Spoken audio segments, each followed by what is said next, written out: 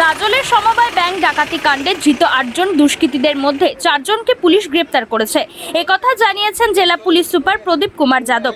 ডাকাতি করে পালানোর সময় পুরাতন মালদহের ভাবুক অঞ্চলের মলদিলপুর এলাকায় পুলিশের সাথে ডাকাত দলের গুলির লড়াই হয়।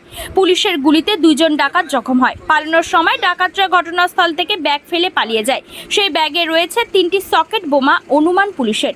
এদিকে বৃহস্পতিবার সকালে মালদা থানার পুলিশ ও সিআইডির বোম ডিসপোজাল স্কোয়াড টিম এবং দমকল বাহিনী ঘটনাস্থলে আসে এবং ব্যাগ থেকে 3টি সকেট বোমা উদ্ধার করে।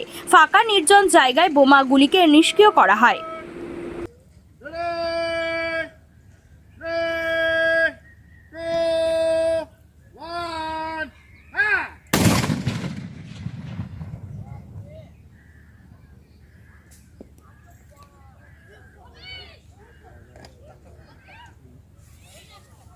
কালকে ঘটনা কি, আমরা এখানে দাঁড়িয়েছিলাম, জিসিবি কাজ করছিল।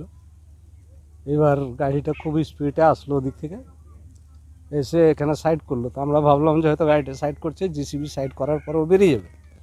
তারপরে আমরা দেখছি তো গাড়ির গেট খুলে দিয়ে সব পালাতে লাগলো। 4 জন দেখলাম, আবঝা 4 জন মতোই, 4 জন পালালো। এবার আমি দৌড়ে গেলাম, যে হয়তো ভাবলাম যে আমার গ্রামে হয়তো কোনো কাণ্ড করে এসছে, অ্যাক্সিডেন্ট করে এসছে বলে পালালো।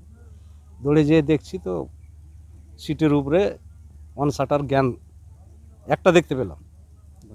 হ্যাঁ, না বন্দুকটা আমরা দেখতে পাইনি, মানে পিছনে ছিল আর কি, ওই মিডিল সিটে ছিল গ্যান।